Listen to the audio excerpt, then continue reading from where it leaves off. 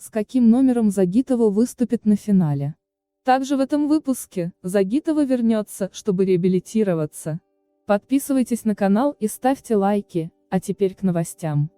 Стало известно, с каким показательным номером олимпийская чемпионка по фигурному катанию Алина Загитова выступит в финальном эпизоде шоу «Ледниковый период» на Первом канале. Показательный номер для ледникового периода, который поставил Илья Авербух, будет под песню Tommy Profit feat. Джесси Оли «Will I Make It Out Alive?». Карьера Алины Загитовой уже ровно как год на стопе. Резонансное заявление олимпийской чемпионки о приостановке выступлений болельщики встретили со слезами на глазах. Еще за несколько дней до того самого эфира программы «Время» Алина упорно тренировалась и, казалось, была готова отдать все силы борьбе с юными соперницами. Все изменилось буквально за один день. Громкий провал в финале Гран-при настолько расстроил Алину, что она даже не вышла на показательное выступление, а болельщики заговорили о разногласиях чемпионки с Тутберидзе. Фанаты до последнего верили, что Алина все преодолеет, но вскоре она отказалась от продолжения сезона и больше на лед не выходила. Неужели кошмарный прокат в Турине так и останется для Загитовой последним? Загитова входила в сезон 2019-2020 абсолютной чемпионкой, с новыми многообещающими программами, зрелым катанием и огромным авторитетом у арбитров. Все это позволяло смотреть на перспективы Алины с оптимизмом, а ее уверенные выступления на контрольных прокатах сборной России только укрепили позитивный настрой фанатов. Казалось, после целого сезона борьбы с постоянным давлением, чемпионка наконец-то раскрепостилась и стала наслаждаться фигурным катанием. Однако уже на первых турнирах у Загитовой начались проблемы. На этапе Гран-при во Франции судьи не только увидели у россиянки недокруты, но и впервые в карьере усомнились в правильности исполнения лутса. А на японском этапе Загитова получила свои худшие баллы за короткую программу во взрослой карьере и с большим трудом отобралась в финал серии. Оба раза значительно впереди Загитовой по оценкам оказалась вчерашняя юниорка Алена Косторная, штамповавшая прекрасные тройные аксели.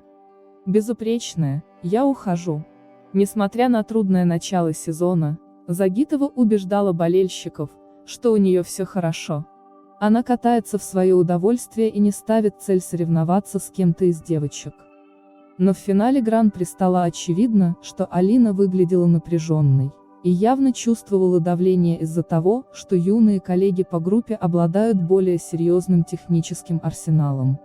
Возможно, поэтому катание Загитовой выглядело тяжелым и больше напоминало борьбу с самой собой. В короткой программе Загитова выходила последняя. К тому моменту Косторная уже поставила мировой рекорд, а Трусова провалила первую соревновательную попытку тройного акселя. Не все получилось и у японки Кихире. При таких раскладах у Загитовой были хорошие шансы побороться за пьедестал, и в короткой программе она сделала для этого все. Чемпионка представила безупречное, очень трогательное выступление под композицию с недвусмысленным названием «Я ухожу». Зрители аплодировали стоя, а Этери Тутберидзе с Даниилом Глейхенгаузом встречали Алину у бортика с искренними улыбками. «Этери внутри прямо счастлива», констатировала Татьяна Тарасова. Но оценки заставили фигуристку и ее тренеров помрачнеть. Алине удалось показать свой лучший результат сезона, но даже при этом от Косторной ее отделяло 6 баллов. Фанаты Загитовой упрекали арбитров в предвзятости и недоумевали, как олимпийская чемпионка может получать практически одинаковые баллы за компоненты со вчерашней юниоркой. Загитова чуть не плакала, Тутберидзе мотала головой. Во второй соревновательный день Загитовой снова пришлось выступать последнее. До ее выхода на арене в Турине уже произошло много знаменательных событий. И мировой рекорд Косторной, и первый в истории четверной флип от Трусовой, и удачные попытки ультра-си от Щербаковой и Кихиры. Всему этому Загитова могла противопоставить только безупречное исполнение своей Клеопатры, но еще до начала проката было заметно, что Алина чувствует себя некомфортно. В итоге двойной аксель обернулся болезненным падением, а еще несколько прыжков оказались недокручены. Болельщики к такому провалу своей любимицы были не готовы, но всеми силами старались ее поддержать. Зрители устроили чемпионке оглушительные овации, закидали лед игрушками и высоко поднимали баннеры с именем Алиной. Но вряд ли что-то могло скрасить горечь неудачи, в Kiss and Cry Загитова едва сдерживала слезы. Результат только подтвердил общее ощущение кошмара, беспрецедентно низкие для Алины баллы и последнее место. При виде оценок Этери замотала головой от разочарования, а Алина еще больше расстроилась. После выступления она даже не вышла к журналистам. Слишком болезненный провал. Болельщики плакали вместе с чемпионкой и переживали за ее дальнейшую спортивную судьбу. Как оказалось, не зря. Уже на следующий день Загитова снялась с показательных выступлений, сославшись на травму, полученную во время проката.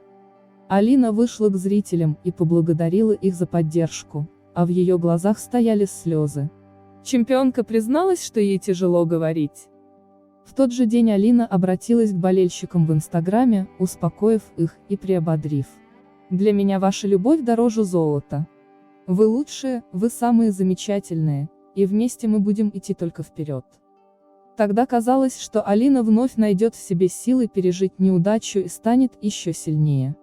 Как это было и после чемпионата мира 2018 в Милане, и после чемпионата Европы 2019 в Минске. Но провал в финале Гран-при оказался для нее слишком болезненным. Уже через 6 дней после туринского кошмара Алина огорчила фанатов сенсационным заявлением о приостановке карьеры. «У меня сейчас все есть в жизни, а всегда должно чего-то не хватать, я считаю. Хочу, чтобы у меня вернулось состояние, что я хочу выходить на старт», — говорила Алина дрожащим голосом. Спортсменка нервничала, запиналась и еле сдерживала слезы. А болельщики отказывались верить своим ушам. Загитова вернется, чтобы реабилитироваться. Мне почему-то кажется, что она все равно без этого не сможет, и просто ей нужно прийти к этому самой, а не тогда, когда ее уговаривают и все равно у нее остаются сомнения. Нужно, чтобы сама она пришла и сказала: «Я хочу соревноваться, я хочу побеждать», признавалась Этери Тутберидзе. Исходя из этой логики, за год желания соревноваться и побеждать у Алины так и не появилось. За это время она успела исполнить главную роль в шоу «Спящая красавица», поступить в университет и отработать в качестве ведущей ледникового периода. Трудно представить, что может заставить Алину отказаться от счастливой и успешной жизни за пределами катка, и вернуться к ежедневной пахоте без каких-либо гарантий новых побед. Разве что нежелание, чтобы кошмарный провал в Турине так и остался последним турниром в ее великой карьере.